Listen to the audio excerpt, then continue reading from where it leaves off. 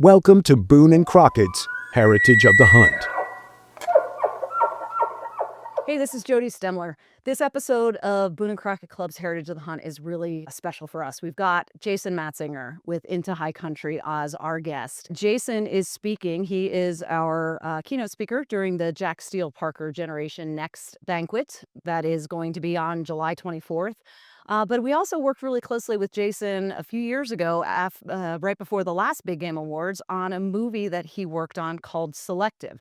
And Selective is coming out on national TV for the first time. It's going to have its premiere on Saturday, July 26th at 6 p.m. Eastern Time. So we thought this was a great opportunity to talk to you, Jason, about coming to the Big Game Awards, your experience last time going to the judges panel and how you put together Selective, and then hear a little bit about episode 16, or I'm sorry, season 16 of Into High Country that I know just came off just a couple of weeks ago. So Jason, welcome. How are you?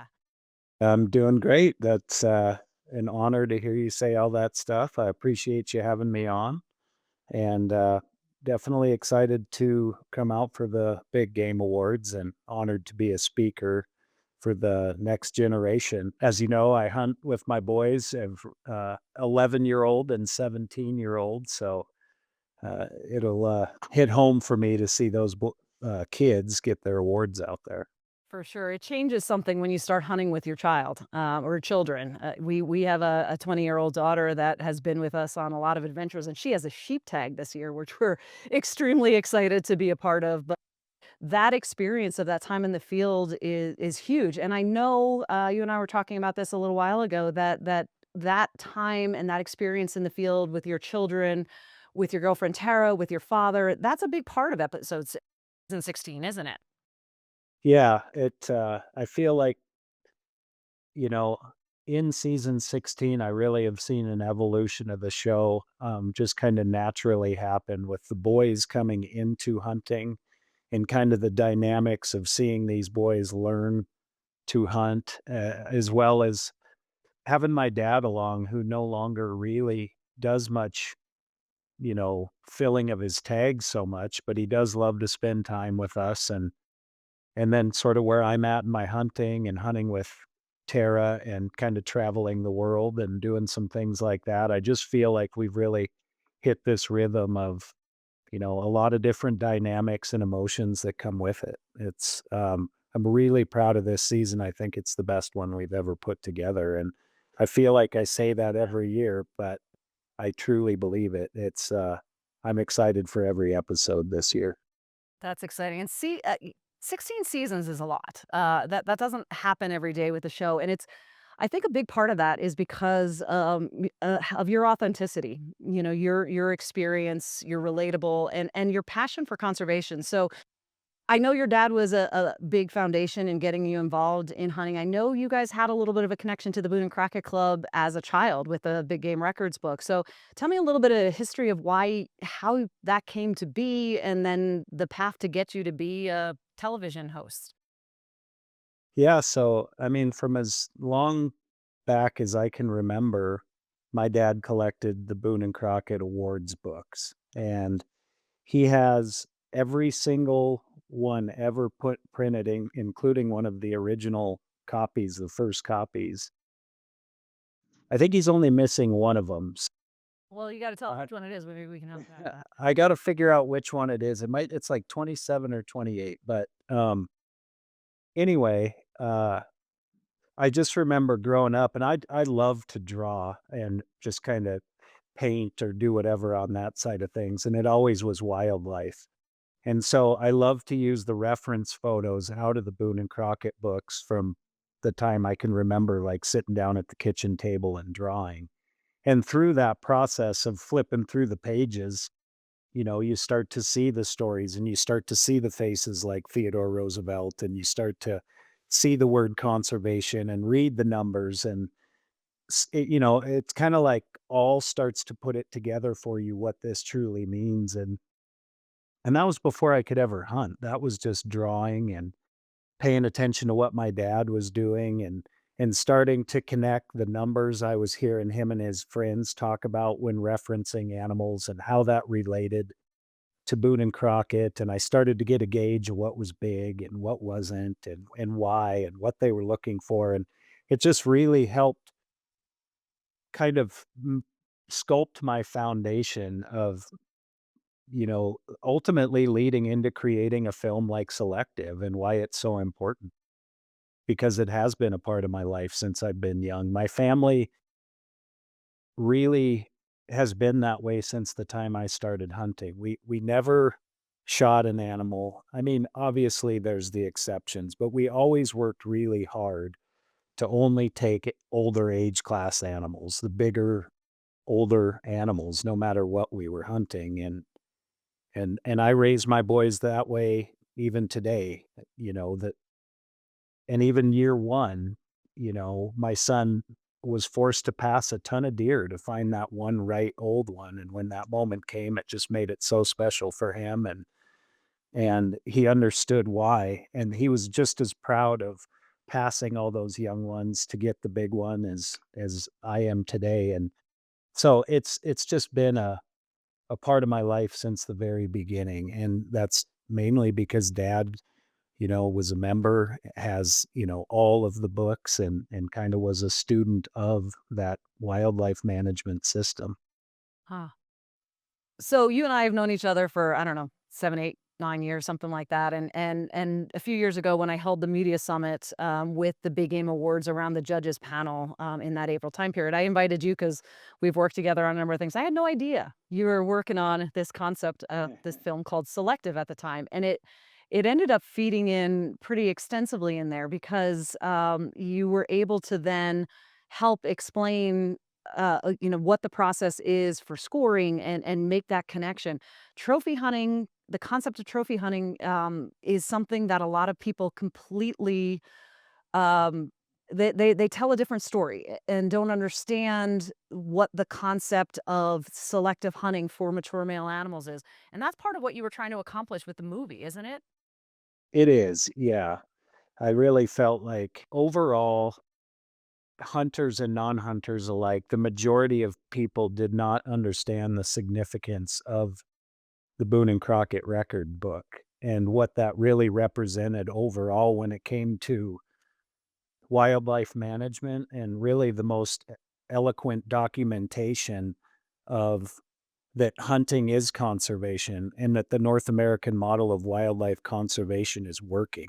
It literally documents it better than any other form of documentation. And I just felt like that was missed. I felt like, as hunting and the industry started to really accelerate, that story of why are we going for the big ones got lost. I think a lot of people thought it was because that's what you did to look cool or that's what you did to get a lot of likes or, followers or whatever it may be. And the point was completely lost. Like, no, we truly are searching for those older, bigger age class animals because what it means is the habitat is healthy, that animal population in that area is healthy, the hunter was healthy enough, and in that part of the world, things look really good from a,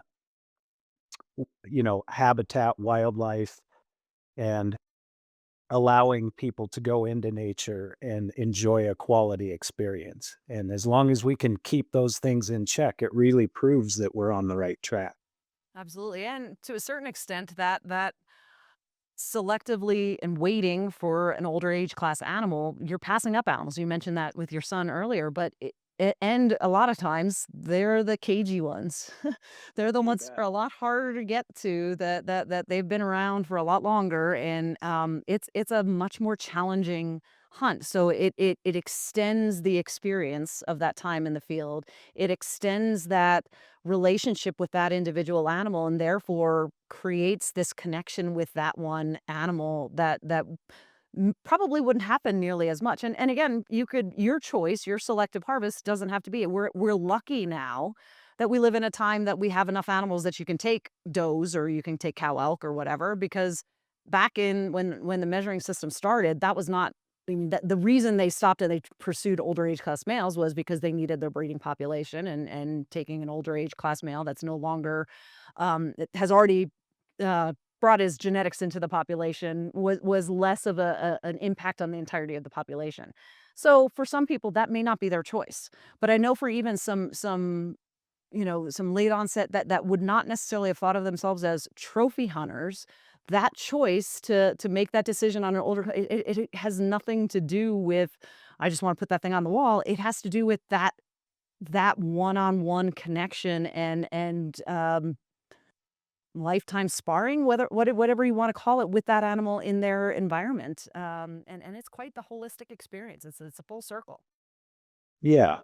No, it really is, and I think just telling that whole story of why it is important, like, that it is okay to, you know, consider yourself a trophy hunter. It's not a bad word. It's just it's a form of wildlife management. And what I love about Selective is it really is a one-word descriptor that I found that really just correctively kind of puts the mindset in the right thought of why we're doing it. We're being selective. And I think what I found through creating this film that really excited me, like the light bulb went off, is when you also remove that word like trophy and you talk about selective hunting, it really helps, blur the line between I'm a meat hunter and I only hunt for the biggest antlers. Because if you're selectively meat hunting, you're trying to do the same thing. Like you want to kill an old dry cow that doesn't have a calf. You're doing it to help the wildlife population. Typically meat hunts or places where you can get these extra tags for these animals, it's because, the females need to be thinned out. Lots of times it's for whitetails down on the river bottom, or it's for cow elk in areas where there's maybe lots of private land, little access, and they're eating a lot of crops and that kind of thing. But it's done for the same reason. You're taking those older females out to help the herd of the animal while filling the freezer. That's exactly what you're doing when you're taking an old mule deer buck who doesn't want the young ones to come near his does, yet he's not actively breeding. So he's past his prime. He's not doing anything to benefit the herd anymore. And by the way, he's got a lot more meat because he's a huge bodied animal. Yeah, And we eat him just the same as we do the females, absolutely. and they usually have beautiful racks attached to them as well. So that, however you want to do it and what you're hunting for in that process, I love that Selective really just blends us together once again as we're hunters. And if we're always kind of like pulling the trigger and making sure we're doing it for reasons that also benefit the herds that we're hunting, it puts us all right in the same pool again. And so I'm super proud of what I learned through the production of that film, but also being able to help spread that message. And we've gotten a great reaction from it. The film came together so great because of being able to go down and watch the panel do their thing. For the first time, people were let in that room Yes. and we were able to capture it. And that was really special. And it really helped us tell the story of like, why are those numbers important and what does that mean when it comes to wildlife conservation? Yeah, I was talking to our records committee chairman, Mike Opitz, and Kyle Lair the other day, and we were talking about the judges panel and the process and the official measures that are part of that, and then what goes into the scoring and the panel scoring.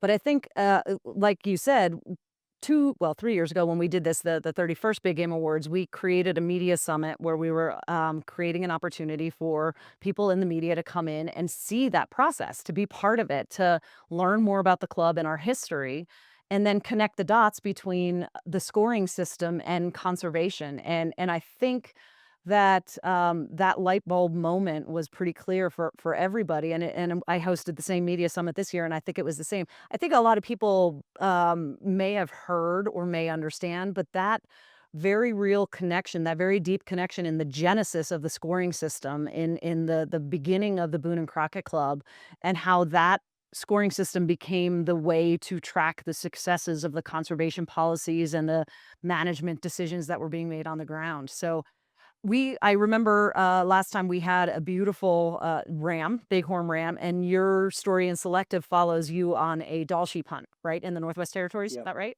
Yeah. Correct. Yeah. And sheep hunting very much is a story of a selective harvest. It is a population that has been limited, brought back in many cases. It is the tags are extremely limited in order to best manage that. So they are wildlife managers are trying to promote the harvest of these mature animals that you have to have a they have to meet a certain curl, 7/8, 3/4 full curl, whatever that is, in order to make sure that you're only taking these older animals out of the population. And we had this big ram, I guess this is what I was coming back to, and we put that into the National Collection of Heads and Horns. And I remember you filming the scoring of that ram before went into the collection, but I also the collection is a big part of your production of Selective. Uh-huh. The National Collection of Heads and Horns was started in the it was a when we did the 31st Big Game Awards, it was a century, since the building was open, and it was members who were trying to utilize, the taxidermy of wildlife that many people had never seen. At that time in the early 1900s, not many people had gone west and seen an elk. At that time, we were losing a lot of these species. So utilizing that trophy display as a way to call attention to the vanishing big game of the world. That was the cornerstone of the building that was dedicated in 2023, or I mean 1923 when that building opened, and when we hosted our event, that was or 22, excuse me.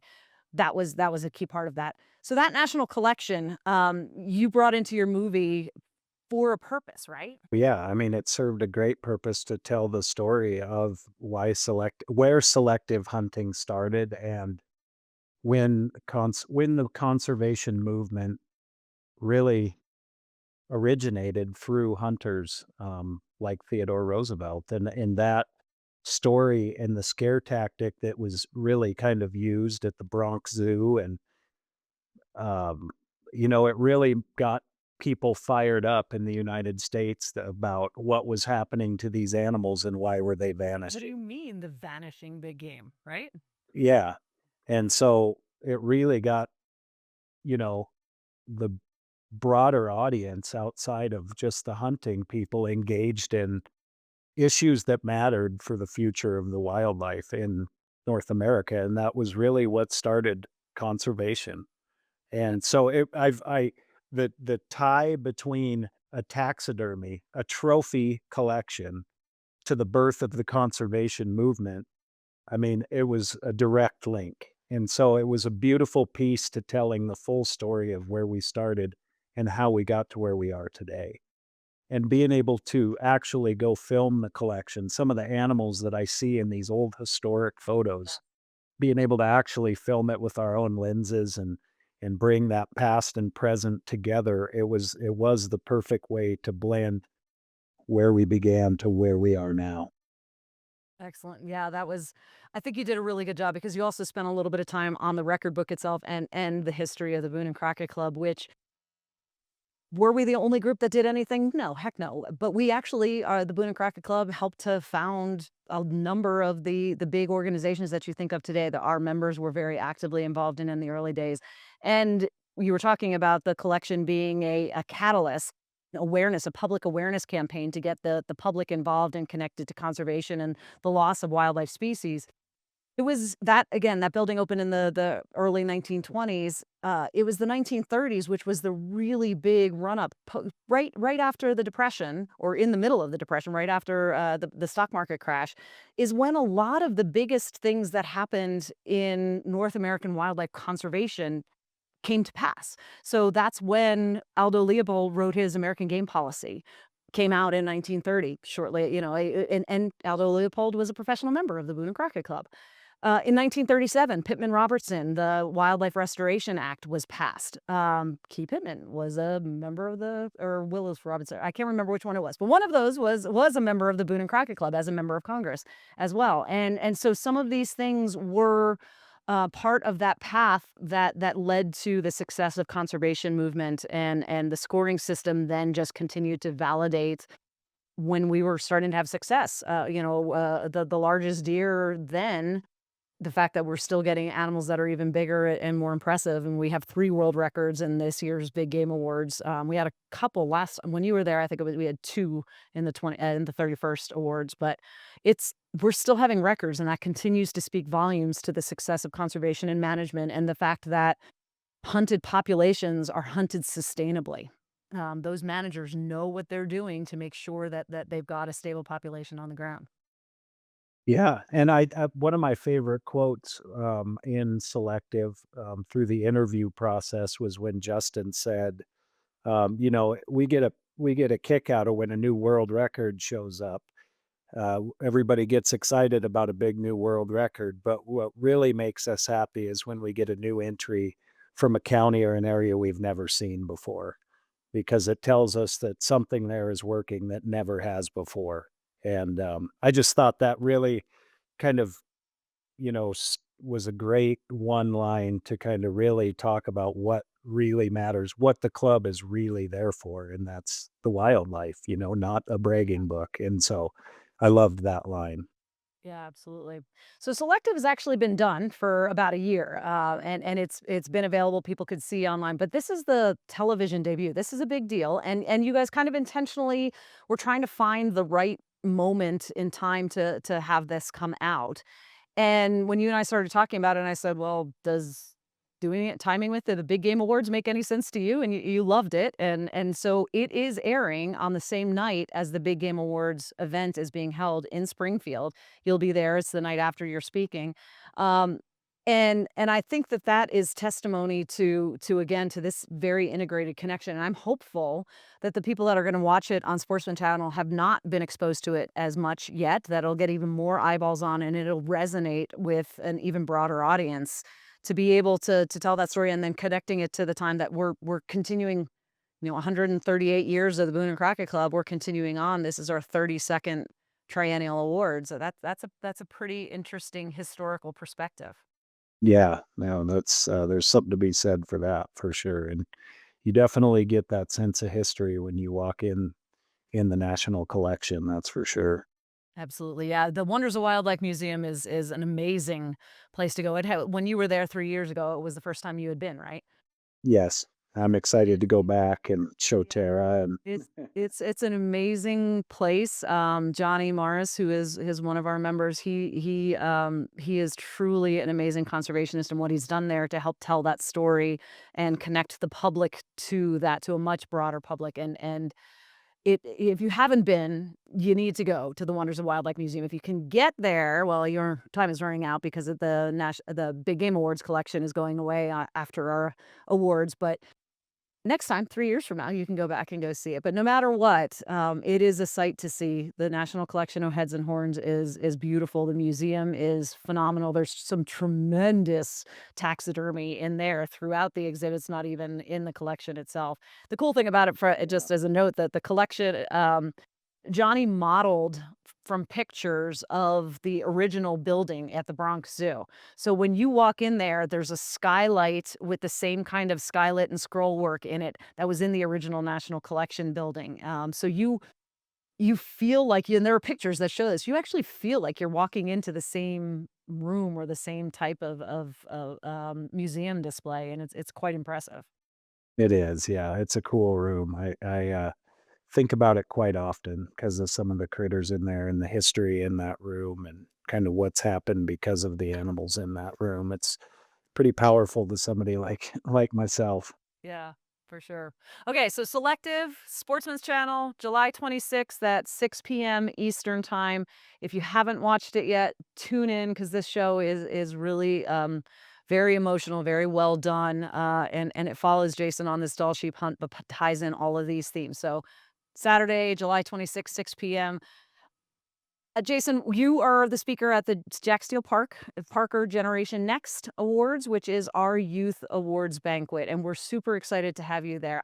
I don't want to steal your thunder, but what are you thinking you might be talking to those kids about? Well, I would like to just really quickly try to tie my childhood and what Boone and Crockett meant to me to how and what I do for every day of my life and what I stand for, how it's become a part of who I am, you know, being part of Boone and Crockett or that hunting and wildlife management philosophy. I want to quickly tie that together, but I also want to show them like a little snippet from Selective. I'm still trying to figure out which one I would like to show because each one is just so unique in its own way that I just want to find the one that ties to the kids the most, and then really just briefly talk about hunting with my kids and that I see them now, going out and doing things the way that I did when I was a kid, and that those kids in that room, there's very few chances in a person's lifetime to be part of history in any sort of way, really. And when those kids get their name in that record book, they're now forever a part of history. And that in itself is very special. And I just want them to understand like that's a big deal. It's a big deal to somebody that's even had a television show on for 16 years, and I just want them to all feel very proud, more proud than they already do about what they've accomplished and why it's important. Yeah, I think that I have a feeling that, again, and as a parent and watching your kids come up through it, and I know the parents of those kids that kind of a messaging will resonate, but I think it is a valuable perspective of, okay, so cool, you got your name in the record book. It's not just about you and that deer, which is or that elk or whatever they're be a bear or whatever they're in they got on the record book for, but it is about being part of conservation history. It is about being part of wildlife management, and it is the future of our hunting heritage to have kids who are passionate about it, who can be ambassadors, who can carry that message out and explain eloquently the way you have explained through your career in TV, but they can carry messages like that to their friends who may not hunt or may not understand that connection and personal passion that those kids have. Yeah, they may not understand the impact each and every one of them have to be able to go and speak about this and why it's important. Absolutely. They come out and they become ambassadors for not just, hunting and conservation, but hopefully in a little bit about the club and the Boone and Crockett Club in our conservation Yeah. history for sure. So, They really do. It'll change their life forever, I know that. absolutely. It already has, I'm sure. Just I bet. the taking of the animal and the excitement and when it made the record book and everything, the attaboys from uncles and dad's friends, and yeah, it really as a kid, makes you feel like you broke into that next level of life, like and yeah, it's a big moment. I've been lucky enough that, obviously we put out the book, and we also do stories about the kids and others. And after a big game awards, we put together some publications. So I've been able to read the stories, and some of these stories are so wonderful, a lot of emotion, and the most valuable, is that time in the field with family and that mentorship from people who care about the kids, about their experience. And sometimes some cases, it's not their family member, it's somebody else. But in a lot of times, it's just that person, that individual that's leading them down the path, giving them the opportunity to be involved. We talked in the beginning a little bit about your kids, and I know you're excited about this season in Into High Country because of that. I follow you obviously on social media, and you've got a very active and fantastic Instagram page, and I've seen a clip, of Asher on one of his hunts that the emotion just brings me to tears every time I see it. Tell me a little. Yeah. I'm not gonna. I don't want you to tease out something that is going to be a story that's going to come out later in the season. But tell me a little bit about one of your favorite stories, your one of more emotional ones with your boys from the season. Well, it was definitely, that one with Asher, his first deer. We hunted hard for it. We really we were into deer the whole time, which was good to kind of keep his attention. But we were having trouble finding an older age class male. And so I think this was our third weekend going back, and he's 11 years old. His name's Asher. And we finally spotted, like, the type of buck that I was after. You could tell he was an old buck, heavy, dark antlers, like, you could tell he had started to regress. We were hunting mule deer, and, So we put a stock on it, and right when I thought everything was gonna work out perfect, the buck senses were there, sees something, senses something, and jumps up out of his bed and just takes off. And so I'm trying to whistle and do any noise I can to get this deer to stop. And I'm just thinking, man, 3 weeks and here we go. And this deer gets out there probably 250 yards versus when he was just laying at 70 yards. And he stops and turns broadside. And Asher was just right on him, and he goes, "Can I shoot?" And I said, "Well, if you're steady and feel confident." And I got to about there, and boom, it goes off, and I mean, you could just hear it hit the deer, and, he does the classic kinda kick, and over the hill he goes, so we hike up there, and when we come over the hill and see him there, and he realizes that he got his deer, it was just the best emotion, the best reaction I've ever seen on a hunt, let alone, something that we were able to capture on film. And I mean, it was just the most pure, innocent emotion coming out of him of that moment of, "I got my deer," and he just described it like, "I feel like I have, super speed pouring through my veins right now," or something like that. I mean, just his comments and his reaction was amazing. And yeah, I can't watch it without getting teared up every single time. And but just, how hard he worked for it, and when that moment finally came, it was amazing. And so, that was definitely one of the big moments for me this year, was helping him get that first deer. And I bet. And just kids, have a freedom to express that emotion, and that experience differently than I think a lot of adults do. I think you're kind of learn, you gotta be tougher, you gotta, cover that, but that emotion, that experience, there's so many feelings that come when you've made that decision to pull the trigger. It's elation, it's sadness, it's exhaustion and then also knowing that everything else you have going on, and I think those videos that I've seen, I think that's why I've loved it so much, is because that experience, that all those emotions that we as adults feel and probably hold back a little bit, he just lets out, and I love that. oh, I yeah. love that. Yeah. Yeah. Yeah, yeah. And maybe Yeah. maybe I'll show some of that too. I mean, at the, awards, maybe I can show some of the moments of me hunting with my kids would maybe be something better than Selective. I'll have to think about that, but Yeah, well, I'm sure you'll have it all together when you, do your speech, so, and, you were telling me earlier when we first got on before we started recording here about, something you picked up in video, from that hunt that you wouldn't have known or seen unless you saw it, on the video afterwards. Because it's one of those things that probably you're in the field when we hunt with our kids, we tell them to model us but you don't know exactly what's going on, but you saw something in your video when you were doing some production. yeah, it was pretty funny. When you're the parent hunting, you're also the one that's paying attention to the hunt the most and trying to make it sure everything is good, from the wind to spotting them before they spot you. And so it's this moment where my, um, buddy Sam is filming us from behind, and we're coming up the opposite hill, um, walking away, and my son is following me, and it's kind of this rolling hill effect where every step I'm like stepping, and I'm trying to look over the hill to make sure nothing's like looking my way, and then I'll take another step, and I'm just doing this for like, probably 30 seconds going up the hill like this. And I didn't realize behind me that my son is intently watching the ground exactly where my feet are positioned. And like the second I move forward, he moves forward.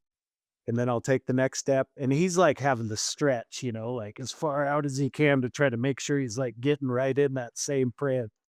And it was just the cutest thing. And I'm like, I never noticed that when we were in the hunt. But when I watch, I was like, it just hit me so hard because it's like literally captured following in dad's footsteps, And it's moments like that that I've have so many special moments that have been captured on film over 16 years of filming this TV show. I mean, from people who are no longer with us, and capturing them in some of their most proudest moments in life to, those precious moments with me and family and things. And so there's been so much enjoyment I get out of doing what I do. And having the boys now come into it is a great time because I've hit that time and place for myself as a hunter that I'm becoming more selective. It is harder for me to find animals that get me excited. And now hunting with the boys and teaching them that, and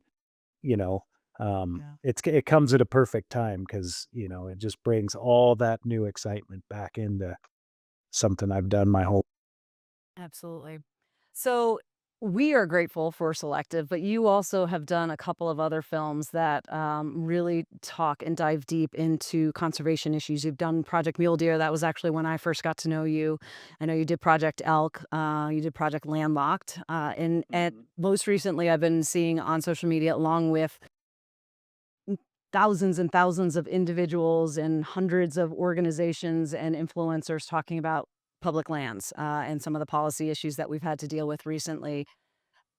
Why do you think it's important for you to cast a light using the mediums that you have to be able to talk about conservation? I mean, there's plenty of shows out there and they don't always talk about conservation. Why is it important for you to keep that element in your shows? Well, because it's the root of everything else we do. It's the most important thing to take care of to make sure that everything else that comes with it follows. If we don't have wild places to go or wild animals to pursue, if we don't properly take care of that, then there won't be hunting companies, there won't be camouflage companies, there won't be trips to go take and places to go see. I mean, you could still go on trips, but you remove the hunting element, it's just different. So for me, without conservation, without protecting the resource, passing it on, leaving it better than you found it, then nothing else matters in the future,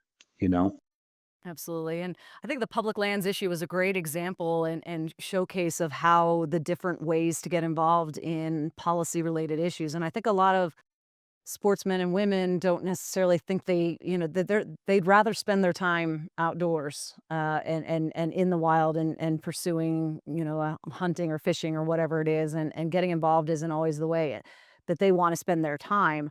But this issue really brought to light how important it is to be engaged. And you had groups like the Boone and Crockett Club and the Congressional Sportsmen's Foundation and a number of others who are working very closely in DC, keeping a finger on the pulse day to day of what's going on and working behind the scenes to try to get changes that would work, along with other groups like Theodore Roosevelt Conservation Partnership and RMEF and others who have grassroots base to get involved. And that I don't wanna say frenzy because it's a negative connotation, but that ability to tap into there were people that I follow on social media that I would never have thought them to get engaged on an issue of that nature, and I what I hope the takeaway is that it is still just like it was 150 years or 110 years ago when Theodore Roosevelt and others were really starting the cause of conservation. We all need to pay attention. We all need to get involved. We need to work with organizations that are in the trenches, both from that inside the beltway working on issues deeply as well as that grassroots work. And so that's why I appreciated your engagement on that and so many other people that we know and respect and appreciate in this industry that got on board. And then the active engagement of so many hunters and anglers and the thousands and thousands of calls and letters and emails that were sent in on that was a big deal. Yeah. No, it was great to see. I probably the most united I've seen outdoorsmen, since I've been old enough to pay attention. Yeah, for sure. And we've got other issues we're dealing with. I'm sure a lot, we'll probably talk about that in our podcast as they develop. I'm sure we'll start seeing it, but we hope that that win of getting that pulled out of the budget reconciliation bill leads to more engagement and more awareness and involvement. Our public lands are important, but beyond that, some of the issues of making sure those public lands are managed properly, those are all issues that we need to work through. So, Jason, we've had a great conversation. I'm really excited to hear your speech on the 25th, and thank you very much for being involved. Do you have any closing thoughts? Anything we didn't touch on that you want to bring up? No, I think we covered it. I mean, if anybody is interested in following along with Into High Country, it airs every Monday night on the Sportsman's Channel at 9:30 p.m. Eastern. That's when our new episodes come out. We're 1 week into it, so right now we are airing the first episode still, which is archery hunting elk here in Montana.